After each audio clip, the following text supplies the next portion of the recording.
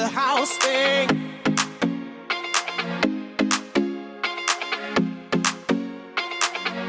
It's a house thing.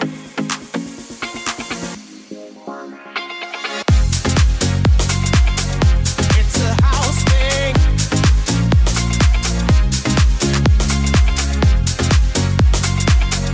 It's a house thing. Hello, I'm Heather Hilda Darling, and the show today is Let's Talk Property on Radio Reverb 97.2 FM and DAB. I'm really looking forward to talking to my guest today. As we know, things have changed incredibly since last year with coronavirus, and it has impacted us in so many ways. There are many people who haven't created a will yet. And, this is something that's really quite difficult to deal with. Have you told your loved ones? Have you told the people who are close to you? So my guest today is Will Mumford from Healy's. And I'm very pleased to have him with us to answer all our questions, because I also have James with me in the studio. How are you both, Will? How are you? I'm very well, thank you, Heather. Marvellous. And James, are you sitting comfortably? Yes, I am, Heather. Yes, I'm looking forward to today's show. Yeah. Yeah, we have a full programme ahead, don't we? So, Will, I would like to introduce you first. Can you tell us a little bit about yourself? Certainly. So I'm Will Mumford. I'm a solicitor at Healy's here in Brighton. I work in our private client department. So that's wills, trusts, probates, and general later life planning. The will. I get that joke a lot. So let's get that out the way. I was going to ask, actually. It does make me memorable. Outside of work, I live in Brighton with my wife and young son. And what do you like doing away from work? I mean, it must be quite a busy department. It is. Work keeps me occupied for most of the week, as you can imagine. Outside of work, well, what have I done in the last year? Yes. Not a huge amount at the moment, but in general, I'm an avid rugby fan. I enjoy hiking and getting out into the country as much as I can. And I used to enjoy going to pubs. Oh, really? Once upon a distant time. memory. Oh, yeah, distant memory. Yeah. So how long have you been doing what you're doing now? I've worked in law firms since graduating, and that's been about 7 years now. And 6 of those years have been spent doing private client work, so the same specialism that I do currently. I think a lot of people don't perhaps realise that solicitors have specialisms as well. Have you been in other departments, so to speak? So the way a solicitor trains is there's the academic side of the training, so a university degree followed by a 1-year postgraduate course, and then there's a 2-year it's like an apprenticeship, so a 2-year vocational training contract. And during that training contract, you rotate through different areas of law. So you have to try your hand at contentious and non-contentious areas of law. So during that training contract, I experienced a few different areas of law before deciding to specialise in private client, which is what I do now. So are you telling me that wills can be contentious as well as non-contentious? The will itself is classified as non-contentious is it? Right. Law. When things go wrong, when we've got aggrieved or disappointed beneficiaries, it can become contentious. If the will hasn't been executed properly, that's when it becomes contentious. And that's when the litigators become involved. It's not something I specialise in, but here at Healy's we do have contentious probate lawyers. Yes, it's quite a worry, really, isn't it? And I we'll go on to this later on about whether you should do your own will or whether you should actually go to somebody who knows what they're doing. But tell me, I mean, obviously, we've all been undergoing lots and lots of changes since last year. How has your industry changed? It's been a big change, as I'm sure your listeners know. It's affected us all hugely in the way that we live and work. The biggest thing that we've seen is increase in demand for our services, and that's come at a time when it's quite difficult to work in the way that we used to. We can't work in the way that we used to, of course. We've got staff working from home. We've got staff members furloughed. Everything takes that little bit longer in life at the moment, as I'm sure you've come to realise. It's been a challenge, but we are active, we are working, and we are still getting wills in place for clients who need them. Are you surprised how well a lot of companies have adapted to the changed environment? Oh, absolutely. I think everyone's met the challenge, certainly in the legal industry, fairly well, given the short notice that we had to adapt to the changes. I think everyone's certainly doing their best in difficult circumstances, and I know that's the case here. Yes, I think James can tell us a few things about how we've had to adapt. Hey, James, do you want to just add a little bit here? Yes, I mean, just before going to some of the stuff that we've done to adapt, I mean, from personal experience, Will, I've unfortunately had to deal with a family death during this period, and what I've been quite taken back by, which is no one's fault, but when you get involved with dealing with the estate as an executor in a lockdown COVID situation, the banks, all sort of third parties, that they're sending executors emails with links to upload everything digitally, and everything needs to be scanned, and they want back and front photos. And actually, I think it's quite worrying for people that aren't technically savvy, that are having to deal with the administration of an estate if they're the executor in these times. It adds an awful lot of added pressure if you're not if you don't have the ability to do it. You know, it's because a lot of people you can't go and see, as we all know. Oh, absolutely. I think it's if you don't have access to scanning facilities, or you're not IT literate, you are almost a little excluded from the process. A lot of banks won't accept post at the moment. Their offices are unmanned, or if they do accept post, it's a 3-week turnaround time for processing. So if you're not able to access scanning facilities, you are put to the back of the queue almost. And that's perhaps where a solicitor can help. We are open and working in the area that I do. Solicitors involved in this kind of work are key workers, so we can, if necessary, make arrangements to meet with clients to execute documents and take copies of documents for them. I mean, elaborating on from that, as the question you asked me, Heather, in terms of similar to your setup, Will, is that as an industry we've had to remain open, or been allowed to remain open, because they wanted to keep the house moving and construction moving, and we've adapted. We fast forwarded, should I say, a lot of the digital way of working, because that's what the demand has required us to do. But like you, people can come to our office if it's safe to do so, and organised to give original documents, or to do certain part of the process if we really need them to do it, or they don't have the ability to do it digitally.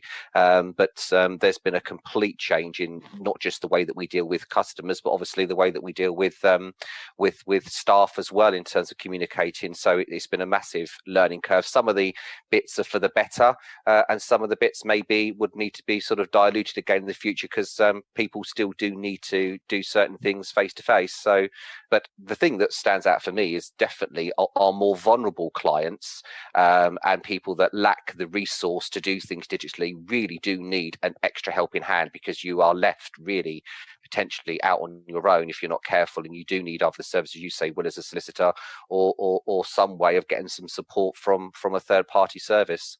Yes, I mean, I think, Will, you're probably like us. We actually enjoy meeting clients, and that's probably why you went into this specialism as well. And so do we. It really isn't quite the same meeting people on Zoom, is it? No, it isn't. It's a convenient way of working around the problems that we've got at the moment, but it's certainly not a substitute for meeting someone face to face. I think you lose a lot of the body language is important in a meeting, and when you can only see someone's head, I think it makes the process of getting your message across that little bit harder. The technology itself, we spent the first 10 minutes of the meeting trying to connect. And I think everyone's just a little bit fed up of Zoom meetings as well. They are quite draining when you've got work meetings over Zoom, and then meetings with your advisors as well over Zoom. It all becomes absolutely. quite a chore. It does indeed. So I think, when you were saying how it's affected your industry, not only the physical signing of documents, but dealing with Zoom, does it raise people's stress levels knowing that they have to deal with wills and probate, in this technological way rather than face to face? I think it does. A client used to come to the office, meet a solicitor, give will instructions, and they would come back to the office to execute, to sign the will. And that's the way that it's been done for hundreds of years. So a lot of clients, I think, don't know where to begin at the moment. They assume that the offices are closed, so they can't have their wills drawn up. And we have to spend quite a bit of time at the moment talking clients through the procedure and the processes to get the wills completed for them. It was obvious before. It was a trip to the solicitors to give instructions, and then a trip again to have it signed. But now there's those extra complexities of doing everything remotely. And it is a worry, of course. People want to get their affairs in order and make sure everything's as up to date as it can be. And if there's a barrier of getting access to your lawyer in the first place, then of course it's a worry. No, absolutely. And I've been doing quite a lot about bereavement, etc. And on my blog, I write about the Elizabeth Kubler-Ross, bereavement cycle. But actually, I came across another loss cycle just a couple of weeks ago when my mother just handed me this piece of paper, and it starts with the numbness, goes on to shock, denial, disorientation. And what we're asking people to do is to deal with issues that when they're at probably their lowest and their most vulnerable. And on top of that, we're asking them to deal with all these technological issues as well. So you can understand how this is part of a very stress related aspect of their lives. And have you seen a surge in wills during lockdown at all, Will? Yes, we have. We've certainly seen a marked increase in the number of inquiries that we're receiving. Mm-hmm. To be blunt, I think people are thinking about death more than they ever have before. I think a combination of circumstances at the moment and people having perhaps more time at home than they would have done before has led to an increase in inquiries for us. But do you think this means that people have been sharing their wishes with their friends and their family more, or is death still quite a taboo subject in the UK? It's absolutely a taboo subject in the UK still. It's not a comfortable conversation to have with loved ones at all. You're talking about death and you're talking about ultimately money as well. So we've got twin taboos. It's not an easy conversation to have with family. No, that's true. So tell me, there must have been some really memorable moments of your career. Have you got one that you can particularly tell me about? I think the one that stands out for me came quite early in my career when I just graduated from university. I was working as an assistant in a law firm as part of the probate department. When someone dies without a will, we have what we call an intestacy, and that means that statutory rules dictate how the estate will be inherited. This was quite a complicated intestacy. There were several branches to the family tree, 13 in total branches to the family tree. And we were tasked with finding all of the beneficiaries under those branches of the family tree. One gentleman, he joined the French Foreign Legion in the 50s following the Second World War. The guy had joined the French Foreign Legion and gone and fought abroad and disappeared for all intents and purposes. We did, with the help of genealogists, track down this gentleman. He'd died, but his children were the people then entitled to inherit from the estate. And I was able to get in contact with one of the children and break the news to them that we'd found their long lost father, and ultimately hand them a cheque for a decent sum of money as well. Gosh. So what was the most surprising, that they got a nice cheque or that they actually had a family member that they didn't know about? I mean, that must be quite something. Both. I think both came as a shock, but there is a happy ending to it all, in that the beneficiary was able to get in touch with long lost half siblings as well. I believe they're still in touch with one another, which is something good came out of it. That's a very touching long lost family story, isn't it? Yes. Yeah. Excellent. So what I would like to ask you is, if you could wave a magic wand and improve or change one thing about your industry, what would it be and why? At the moment, I'd change the way that the law requires us to prepare wills and deal with the probate process. We still use the Wills Act of 1837 with a few minor amendments, but it's largely been unchanged since 1837. It hasn't kept pace with with the world that we live in, you're still required to physically sign a paper document, the will, and you need to have the will witnessed by two individuals who are present and watch you sign the will, and then they sign as your witnesses. Obviously, that creates difficulties and barriers at the moment, social distancing, and strictly you're not meant to see more than one person at a time outside. So there is some leeway in emergencies. You can use video witnessing, but it's difficult, and that really only came as following an outcry from the profession about getting witnesses together at a time of the pandemic. I'd like to see a little bit more leeway and a little bit more lateral thinking in the way in which we create wills and deal with probates. It is old-fashioned, and at the moment it's very difficult for lawyers and for clients and their families. Yes, I think you're absolutely right. Fortunately, when my father passed away, my sister is a chartered accountant, so she took over most of the work. She'd sort of seen it before, and it can be very stressful, I think, for a whole family, being not understanding the whys and the wherefores, and just even putting everything together. And we can all start fairly early on in life, making sure that whether we use spreadsheets or whether we have our own safe to put things where executors or family and friends can actually find the documents that we need. Well, we won't need them, but the executors will they not? Absolutely. Yeah. Planning ahead. If you keep your affairs in decent order, the job of your executors will be all that much easier when the time comes. The most complex probates, or the most time-consuming probates, are the ones where we're given the keys to a house and sent off to sift through 40 years worth of paperwork. It does happen, especially if there's no close family members to do that work. I've on more than a few occasions spent a week plus at a house just going through old bank statements and sifting out the relevant information. The job of an executor is to identify all of the estate's assets, and sometimes the only way to do that is to go through loose papers and organise them all. I never realised that was part of your modus operandi, actually. I don't know why I thought it sometimes got done. I don't even know how I thought it got done, to be honest. I mean, you've really surprised me there. But I actually like doing polls on Instagram, Will, and I did ask the Sussex listeners yesterday, how much does it cost on average to draw up a professional will? And there were two answers that they could give. The first one was less than £1,000, and the other one was more than £1,000. Would you like to give a guess about which answer people thought was the more answered question? Was it less than 1,000 or more than 1,000? I would say less than 1,000. Yes. Interestingly, there were 95% of the respondents who said less than £1,000. So, what conclusion would you draw from this? Okay. Well, less than £1,000 is probably right in general terms for the price of a professionally drawn up will. But it's very difficult to put a price on a will without knowing about the client's circumstances.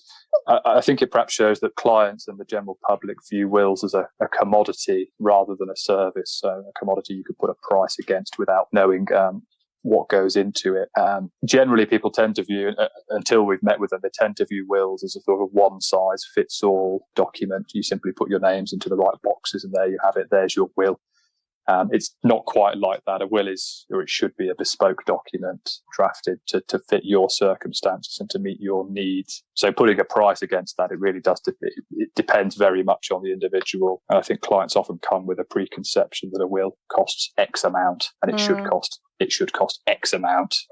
Yes, it's really quite intriguing, isn't it, that something that's as important as a will, and actually if they're saying it's less than £1,000, why more people don't actually go and have a will written? Because statistics that I saw from 2019, 5.4 million adults do not know where to begin when it comes to writing a will, and around 54% of adults do not have a will. Now, I've seen stats from 26 to 31 million people who do not have a will. Is that shocking? It is. It's shocking, but I'm not surprised. Yeah. Will, do you think more needs to be done when people are at the very early stage, when they're buying their houses at the conveyancing stage? I mean, from your perspective, is there any requirement of the conveyancing solicitors? Do they have to ask people this question? Is it just a yes or no answer? Is there any duty of care there? I know that's not your area, but the other parts of the law in terms of what's expected of that process. It's good practice to give clients the advice about preparing a will and indicating to them what might happen to their assets if they die without a will. It's not a strict legal requirement, but as I say, it's definitely good practice for people to be made aware of the consequences of dying without a will. I think a lot of it comes down to education. Perhaps people haven't thought what would happen to their assets if they did die. It's not a comfortable thought. I mean, in this day and age where you've got people that buy with friends and extended family because of affordability, I think people would probably be quite shocked that if they did die without a will, actually how their assets do get split. Because things can get quite complicated, can't they? And the people they think may be getting their estate may not actually always benefit. Absolutely. There's a lot of misconceptions out there about how an estate will pass if you don't have a will. People generally take the view that, well, it'll work its way to my nearest and dearest, and that's not always the case. There are a few notable exceptions. So unmarried couples, regardless of the length of time that they've been together, and indeed if they've got children together, aren't entitled to inherit from their partner's estate. So unmarried cohabitees have no automatic inheritance rights. And I think that's quite shocking for a lot of people. You could have been in a 30-year relationship with your partner. If they die without a will, you'll be entitled to absolutely nothing from the estate. And You're absolutely right, actually, Will, because I remember years ago, obviously when cohabitation sort of started happening more frequently than marriage, I'd listen to some of my friends who'd say, oh, no, I'm a common law wife. And I'd sort of think, well, common law wife, I'm not quite sure, a common law husband. So I think the point is if people don't have a will or one that is out of date and doesn't reflect what the person wanted, your wishes are going to be ignored, aren't they? If you sort of wanted to divide the estate up in certain ways with children, grandchildren, extended family, etc. So what are the costs of not writing a will? I mean, you did say about the rules of intestacy, but how much can that cost? Do you have any idea as to the general, well, if you don't write a will, it's therefore so much goes to the treasury or so much is sent? And so I can describe, let me start by setting out broadly what the rules of intestacy say about how an estate is distributed. I can't give you every single circumstance. They're very complicated, and even as an experienced solicitor I need to check them whenever we come across an intestacy because they are complex and it very much depends on the family circumstances. But as a starting point, if you're married, your spouse will receive all of the estate if you don't have children. So for married couples with no children, everything does indeed pass to your spouse, as you would expect. If you have children together, things get a bit more complicated. Your spouse is entitled to a statutory legacy of £270,000. So the first £270,000 of the estate goes outright to your spouse, and the rest of the estate is shared equally between spouse and children.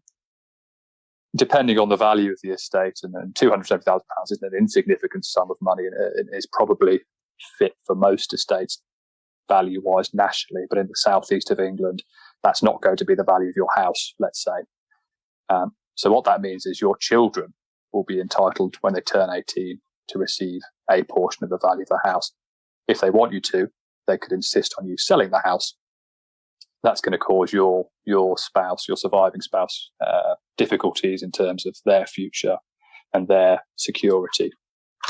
You can also bring with it an inheritance tax charge. If anyone other than your spouse or a charity inherits money from your estate, there's potentially inheritance tax to pay. So with money going to children, we are potentially looking at inheritance tax charges applying on your death. what that ultimately might mean is you may have to, or your executors may have to sell your home to pay the inheritance tax charges. It's not a great position for your loved ones to be left in, frankly. Well, you're inheriting debts, right? Really, aren't you? Instead of credits. Yes, yeah.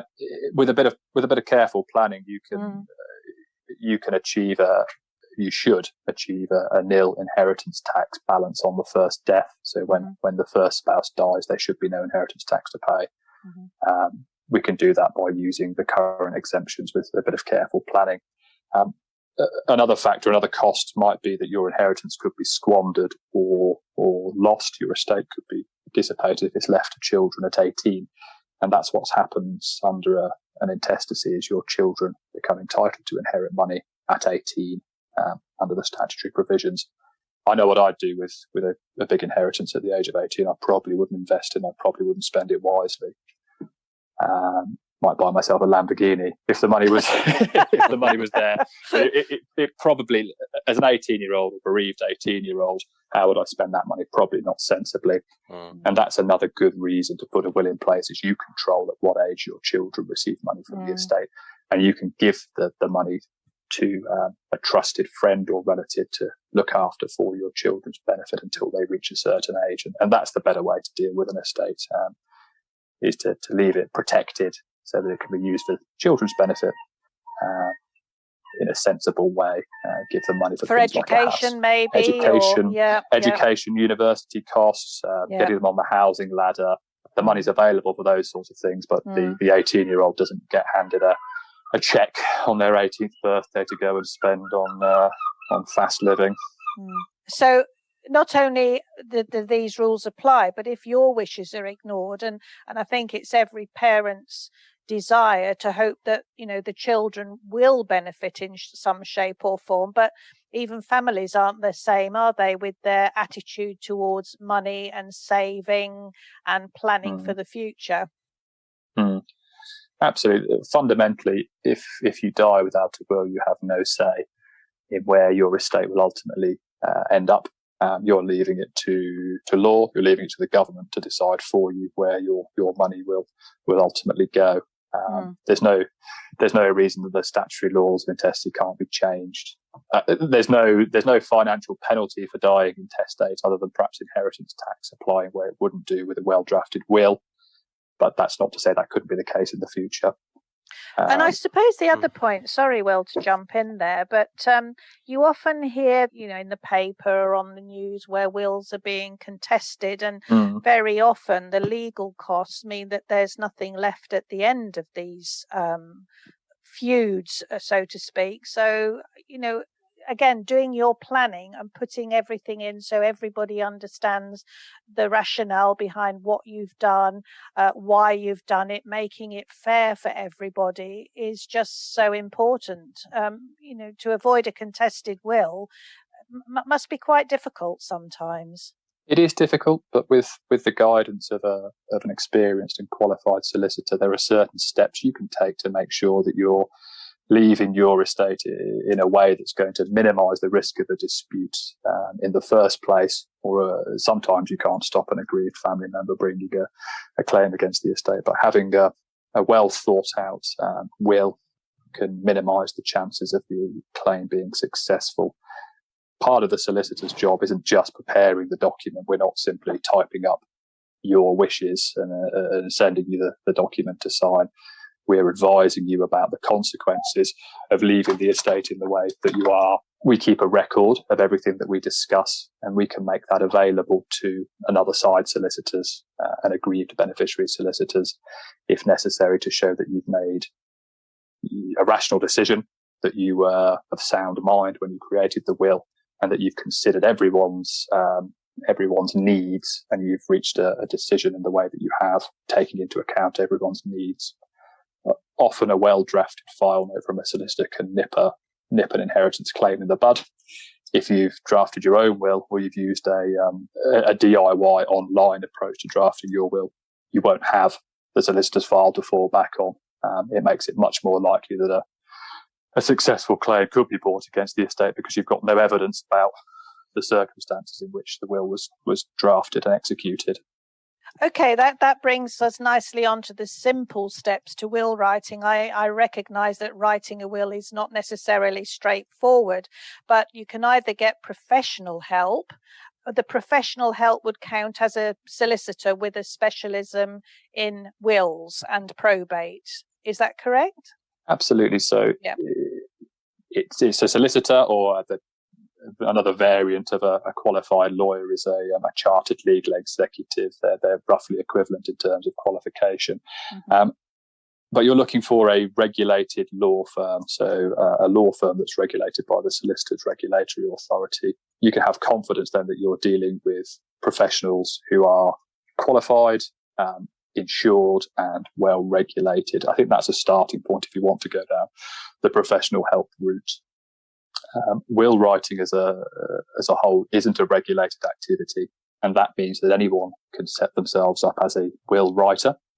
They can do it in their personal name as a sole trader. They could set up a company, and they could operate that way. As I say, there is no regulation for will writing as such. So if it isn't a solicitor's firm that's regulated by the Solicitors Regulatory Authority, you might be dealing with an unregulated company, and that can have consequences for your estate insofar as that the will writer might not be insured. If something goes wrong, you can generally claim money back from the solicitor's firm's insurance or the regulator in certain circumstances. If something goes wrong with a will writer, you've got much less recourse, or your estate has much less recourse. That's quite interesting, actually, Will, because some listeners will obviously be probably reasonably familiar with what is called, as you just described, professional. They use the word professional will writers. If you look in, some publications that people advertise their services are also online, and so really, what people should be looking to see is what level of security they've got there if these people do something incorrectly that jeopardizes the will process, because I think most people would see that type of organization as something that was secure. So there's actually a bit of due diligence that should be done there for people, isn't there? There is, and it's quite difficult for a client, a consumer, to discern what the value is that they're getting when they approach having a will drafted. You could look on a solicitor's website and you could get a quote from a solicitor for X pounds. You could then contact a will writing company and get a quote for usually less. Generally, it costs less to have a will writer prepare your will than it does a solicitor. The reason for that isn't that solicitors are very greedy and all very rich. It's not the case at all that we make huge amounts of money from wills. Very often, it's a loss leader for us. We could, if we charged on our usual hourly rates, we could charge a lot more, and arguably should charge a lot more for drafting a will. It costs a lot to have it done by a solicitor because we are insured, we are regulated, we run physical offices with secretaries and account staff that have to be paid for. We store your documents safely forever. The will writer you contact, and there are good will writers. I don't want to be disparaging. I don't want to sound like I'm thumbing my nose at the competition, but the cost of entry to become a will writer are a lot lower. In some cases, it's a software package and a home office, and you can set up as a will writer. But do just query as a consumer what you're getting for the price. If it sounds too good to be true, it might be. It probably is, yes. It probably is. It's, an analogy I use with my clients is take 3 pairs of blue jeans, cut all of the tags off them, all of the labels, and just put a price on them. How do you know which one is the best by price? Do you go by price alone? Is the £15 pair of jeans going to be as good as the £100 pair of jeans in terms of durability and fit? Probably not. It's the same with legal services. You really are generally getting what you pay for. I conferred with our furry friend. Radio Reverb. Okay, so we've just passed the 30-minute mark, and if you've just joined me, I am in the studio with Will Mumford, who is a wills and probate solicitor with Healy's Solicitors in Brighton, and we're talking about wills and probate and executors today. So Will's just been explaining to us about the regulated service that Healy's provide, and now we're discussing whether we want to get professional help or maybe DIY using software. So, Will, I have seen in my local post office packs of wills. You can just pick up a pack and write it yourself. What are the sort of dangers of doing that? The danger of drafting your own will is that if something goes wrong, the cost of putting it right is entirely your estate's to bear. If you choose to draft your own will, you'll only do it once in your lifetime, perhaps a couple of times with updates. And how do you know what you don't know? How do you know that you're leaving your estate in a tax efficient and sensible way? For the very simplest of estates, it might be fine, and perhaps in the majority of cases, it is fine. But if something does go wrong, the cost will be entirely borne by your beneficiaries. Anecdotally, I can tell you that we make a lot of money out of self-drafted wills because there is often something wrong with them. The laws relating to succession and tax are complex, and it's very easy to get something wrong. And if you've taken a DIY approach, then your loved ones will pay the costs ultimately in putting things right. The estate might not go to the right people. It might be left in a way that incurs more tax than should have been the case. There are now online companies that will draft your will for you, but essentially they are DIY services. If you look carefully in the terms and conditions or on the website, it'll be described as a service to help you write your own will. It's the same. You are inputting your own data and they're producing a document for you to sign. You're not getting legal advice about the prudence of the document and whether it's sensible and will give the outcome that you think it will. It might be a good starting point, though, mightn't it? I mean, if you sit down and started trying to draft your own will, if you've got something just to guide you through what you need to think about, and then you go to a solicitor and say, look, I've drawn up this, what do you think? Or would you rather have somebody who just comes to you from the outset? Because we don't often think about what we've got as our property, our assets, etc. What would you prefer a client to do? So definitely giving thought to your wishes ahead of time isn't a bad thing. I wouldn't necessarily go down the route of trying to write it down in the form of a will, but jotting down your wishes as to who you'd like to inherit the estate isn't a bad idea. Mm-hmm. The way we approach the will writing process here is we send to you a questionnaire ahead of time, and that allows you to detail your estate, so your assets. Give us the details of your family, your loved ones, and who you want to inherit the estate. And then to give us an idea of how you'd like the estate to ultimately pass to those beneficiaries. Where we come in then is we advise you as to how best achieve your wishes in the most tax efficient and sensible way under the laws of succession. So that leads on to a very good question. At what age is it a good time to consider looking for a solicitor to take you through life stages? There's no one age at which I would say you have to go and employ a solicitor. I think it's more key life events that should really trigger you going and finding a solicitor. If you enter into a long-term relationship with someone, you should really start thinking about, well, what would happen to my assets if I were to die, or indeed if we were to separate, if we were to leave the relationship.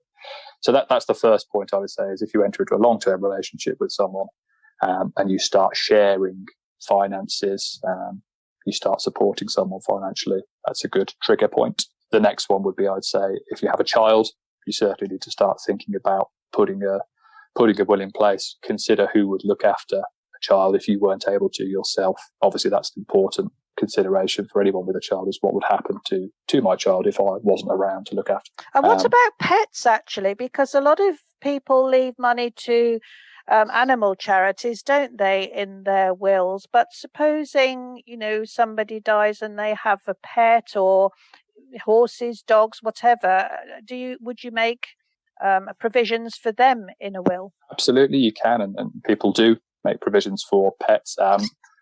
Legally speaking, a pet is something that you can give away to a person. It's an object. You own a pet, so you can dispose of a pet under your will.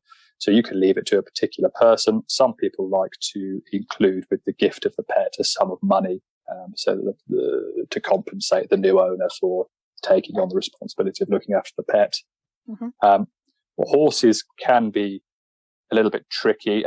Is it an investment? Is the question we sometimes have to ask. If you own a a racehorse. Is it valuable? Did you buy it as an investment? If you own horses, consider speaking to a solicitor about what would happen to the horses on your death, because they can be very valuable assets. And some unexpected events happen when a person dies and owns a horse. It might form part of their investments rather than their personal belongings. It's a thing to look out for. That's interesting. Yeah, because as you say, it's also it's the additional financial burden on the people that maybe left it as well. That is a consideration, isn't it, that people have to consider? And because we talk a lot about, don't we, about the financial aspect of your will, but it is just as important for people to put in there, which I know they do if it's done properly, what their wishes are for, not just for children and their pets, but also maybe how they want to be buried, et cetera, because if that's not down, that's where conflict can come in within families as well, isn't it? And that's another thing, you don't want to leave that as a problem for your loved ones you leave behind, so it's not just about the finances. Isn't there a document, something like instructions to executors and on all these sorts of little questions that you might forget to ask, what do you want them to do? How do you want them to dispose of certain things? But it's all come from the person themselves who's writing the will. So at least their wishes are being granted. So what you can do under the will is you can make binding obligations upon your executors to do certain things. So give £10,000 to John Smith. That's a binding obligation upon the executor. There are also wishes that you can express in terms of things like your funeral wishes. You can leave a note or a memorandum of wishes to your executors about your funeral wishes. You can give them guidance as to how you might want them to distribute your personal effects. That's a useful tool that we often employ. Is you leave all of your personal effects, so jewellery, artwork, cars, to your executors on the understanding that they will distribute them in accordance with a letter of wishes that you write now or at any point in the future. So it certainly is possible to leave memorandums of wishes, letters essentially to your executors and loved ones that we'll store with the will, and we'll then pass them over to your loved ones at the time they're needed. Right. Can I just ask something there before we move on? It's just that when clients come to you, Will, and obviously they want to use your professional services in this area, and they maybe sit down and say to you that, this is who I would like to be my executors for my affairs. Is there a discussion there as well? Because being an executor isn't for everybody, is it? It actually does come with quite a lot of responsibility and potential, time is required. And also, if you're very close to the loved one that unfortunately passes, you're so wrapped up in potentially the death and the funeral arrangements that the additional responsibility of being an executor might just be too much for some people. Is there discussions around that? Absolutely. So we give advice on what it means to be an executor. So I'll talk a client through the responsibilities of an executor and make them aware of the task ahead for their executors. You're quite right. It's not for everyone. It's essentially an unpaid job that comes with the potential of personal financial liability if something goes wrong. So I do have a conversation with my clients about what it means for their executors. The advice that I generally give is have a conversation, have a frank conversation with your executors ahead of time and ask them whether they're happy to take on the appointment. Just because you're named as an executor in a will doesn't necessarily mean that it's a job that you have to carry out. You can renounce your appointment as an executor. Right. You can employ a solicitor or a professional to act on your behalf to carry out the administration of the estate. If it's a complex estate, it's often a good idea to go and have a chat with a solicitor about the process, and they'll give you an idea of what's involved, and the executor can then make a decision about whether they want to do the work personally or whether they want to employ someone to do it on their behalf. It's an onerous position, and as I say, it can come with personal financial liabilities if you get things wrong. Would that be more so that the beneficiaries of the estate could come after you, not necessarily if there was you're not responsible? I know we don't want to go down specifics, but listeners don't necessarily mean that they're responsible for the personal debt of the person that's deceased. It's if you handle it incorrectly. Is that more where you go with that? That's right. So Yeah. the liabilities of the deceased, so credit card balances or loans, are personal to the estate. Generally speaking, an executor wouldn't assume liability for those unless they've misadministered the estate in some way. Generally, where liability for an executor can arise is if they distribute the estate not in accordance with the will, if they give money to the wrong person, or if they don't give money to someone who ought to have been given money, then they can become liable for that loss to the beneficiary. In certain circumstances, an executor can also be personally liable to HMRC, to the revenue, if they fail to pay inheritance tax that's due from the estate. There was a relatively recent case about a gentleman who was appointed as the executor of his friend's will.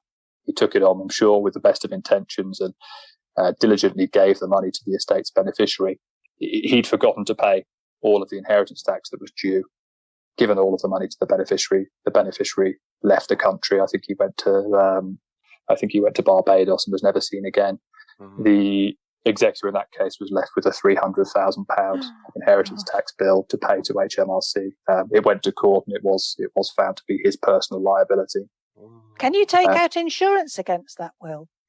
You can insure against most risks. The best thing you could do, though, is if you are appointed as the executor of an estate, especially one that's going to be subject to inheritance taxes, speak to a professional and ideally get a professional to do it for you. Do you want to take on an unpaid job that comes with potential liability? I wouldn't.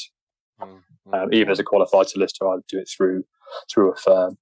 It's regulated. It has insurance. If anything goes wrong, the liability lies usually with the firm and not with me personally. Radio Reverb 97.2. Wills generally comes with the probate as well, wills and probate. So can you just give us an introduction into what probate is? You hear about grant of probate, you hear about letters of administration. Can you explain those for us? Absolutely. So we use the term probate as a bit of a catch-all. It's used generally to mean the process of administering someone's estate. Specifically, a grant of probate is a court document that confirms who the executors of the estate are, and it confirms that the will is the person's last will and testament. Once the court has issued that document, it allows the executors, the people named in the document, to access the deceased's estate, so they can do things like sell the house, they can collect in the money from the bank accounts, pay off any debts that might be in the estate, and ultimately distribute the estate under the terms of the will. A grant of letters of administration does essentially the same thing, but it applies where a person dies without a will. So the people entitled to administer the estate are called administrators. They apply to the court, and the court confirms that they are the correct people to administer the estate. They can then get on and collect the assets, pay the debts, and distribute the estate in accordance with the intestacy rules. Did you not say to the introduction that it was taking a lot longer for probate to go through at the moment? It is. So when you're dealing with an estate, you are at the bottom of a queue. You're waiting for a lot of different things to come to you. So the first thing you'll need to do is value the estate.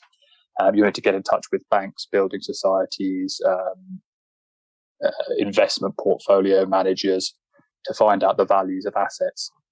Things are taking a lot longer than they would have done before the pandemic. I might have expected to wait a couple of weeks for a response a year ago. It's now probably taking more like 4 to 6 weeks for me to get a response from a bank. It's simply the world we live in now. People are working from home. There are less people available to do the jobs. It is taking longer. There's delays at the court as well. Sadly, with an increase of deaths, there are more probate applications than there would have been otherwise, and that's creating a backlog. There are less people at the courts to process the applications. It's all just taking that bit longer than it would have done. I mean, I know from experience they're actually, terrible topic, but they're taking even longer to register the people's deaths, unfortunately, which until you get that death certificate, you can't move a muscle. And I was really surprised that your death certificates get sent through the post, just normal first class stamp put on it, no recorded delivery. So let's just hope none of those go missing and add to the stress. But that's what goes on. With regards to probate, is there any examples or circumstances where probate doesn't actually have to be applied for. So if somebody's estate doesn't have a property and it's they don't have much assets, is it actually a requirement to do it or not in those situations generally? I mean, obviously individual cases, but absolutely. So in general terms, if the value of the estate is low, you might not need to obtain a grant of probate. Banks and building societies have their own requirements. There's no set amount. It's not defined in law as to what amount a bank could release to you without a grant of probate, and what it requires to when it's required a grant of probate to release money to you. As a general rule of thumb, something like £20,000 is typical. If you approached a bank with a copy of a will, they might be happy to give you the £20,000 without needing a grant of probate. If a person owns a property in their sole name, so if they own their own home as a sole owner, you're going to need a grant of probate to sell it. If a person owns joint property with a spouse or a partner, you may need a grant of probate depending on how the property was held. You would need to find out whether the property was held as joint tenants or tenants in common. The distinction is where it's held as joint tenants, the property passes automatically to the survivor. If it's a tenancy in common, each owner owns a distinct share. You need a grant of probate to deal with the deceased share. Joint bank accounts work in the same way. If you hold a joint bank account with someone, it might automatically pass to you by survivorship. You may not need probate in those circumstances. The best thing you can do, I think, is come and have a chat with a professional, with a solicitor about the estate, and we'll be able to give you guidance on when a grant of probate would be needed or not. James and Will, we're coming into our last 10 minutes. I don't understand where the time's gone, to be honest. So, Will, just as a sort of a closer, really, just imagine I'm 33 years old. I was once upon a time, but I've just bought my first property with a generous inheritance from my grandmother. I've started a pension when I joined my company 2 years ago. It's a stakeholder pension scheme. I'm actually single at the moment, but I have a partner of 3 years. What would be your top 3 tips or advice that I should do potentially about maybe getting a will or not, or just starting out? What would your top 3 tips be? Number one, the first tip is go and see a solicitor about having a will drawn up. You own a property. It's a valuable asset, so you should take advice about what happened to that asset on your death. You have a partner. I'm not sure whether you're cohabiting, whether you're living together or not, but there might be some financial interdependence between you and your partner. If your partner lives with you, you're not married, so they have no automatic inheritance rights. If you want them to receive something from the estate, if they've been paying towards the property, if they've been paying towards the mortgage or the upkeep, there might be an expectation they should receive something. We'd need to look at the circumstances and make provision under your will. If you don't make provision under the will for a dependent, they might be able to bring a claim against the estate, and that's something that we could discuss too when you see a solicitor. So that's the will. Tip number 2 would be speak to your pension provider about your death in service benefits, if any. It's worth finding out what will happen to those and who will receive the benefit of your pension. Often it won't pass under the will. It's independent of it, so speak to the pension provider about what happens there on your death. And the third bit of advice would be consider putting in place insurance policies to pay off the balance of the mortgage. That might be assistance to your family. If you're leaving money to people other than a spouse or charities, there might be inheritance tax to pay. So having money available to pay off the mortgage might help them keep the house ultimately, rather than having to sell it to fund inheritance tax costs. That's really good advice. Really if good I was advice, 33, I wish I had had that advice. Really good advice. It just shows that your role is also tips over into sort of like, understanding the financial aspects of the will situation as well, isn't it? There's quite a bit there about the taxation. Definitely. Absolutely. We if you come and see a solicitor, you're paying for advice. You're paying for the solicitor's time. we get to know you, we get to understand all of your circumstances, and then we try and give you holistic advice about the entire estate, and not just the physical will itself and what will happen there, but also all the circumstances surrounding the estate. Ultimately, to try and give you the best outcome possible for protecting your family and your loved ones. Well, it's been a very sobering subject, I have to say, but a very necessary one. And I think what's the thread through it all is it can be stressful, it can be upsetting, but I think having a solicitor who is external to the family can put a different slant on things, so that you see the actual necessities of what you need to plan ahead for. So I really would like to thank you, Will, for joining me today. And James, thank you for your questions as well. If you've enjoyed the programme today, you can catch up again on podcast. Will, just as a final, can you tell my listeners where they can find you if they have any questions about wills and probate? Yes, absolutely. So we're here at Healy's. We have offices in Brighton and London. Best place to start is on our website, healys.com. If you'd like to give me a call, I can give you the switchboard number. I've forgotten it, Heather, I'm afraid. Don't worry, I'm sure it's on your website. I'm sure it's on the website. It's been They'll such a long probably time. be zooming anyway. So I can give you the number. It's 01273 685 888 to get hold of Will. Oh, Fantastic. that's wonderful, James. He always jumps Thanks a lot, in at James. the right minute. That's Thank okay. you, James. Thank You're you on both speed of dial, you. Will. You're on speed dial. Brilliant. Thank you to my guest today on Let's Talk Property, sponsored by Callaway's Estate Agents. That was Will Mumford from Healy's in Brighton and James Duffy from Callaway's Estate Agents.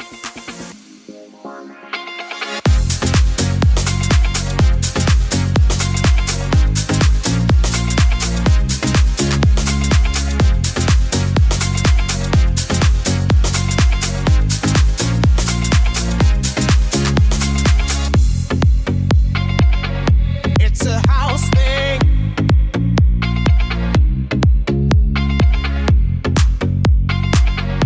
It's a house thing.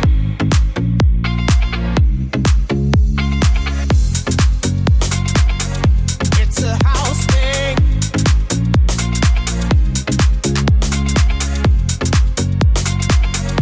It's a house thing.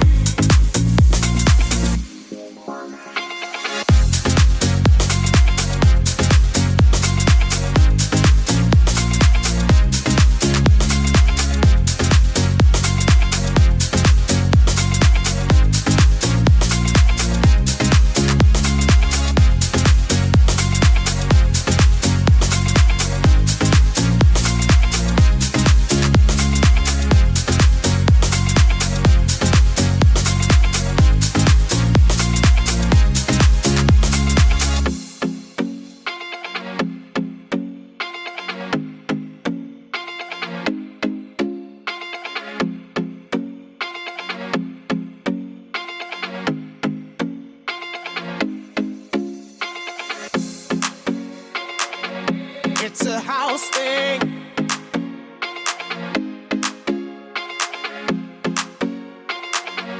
It's a house thing.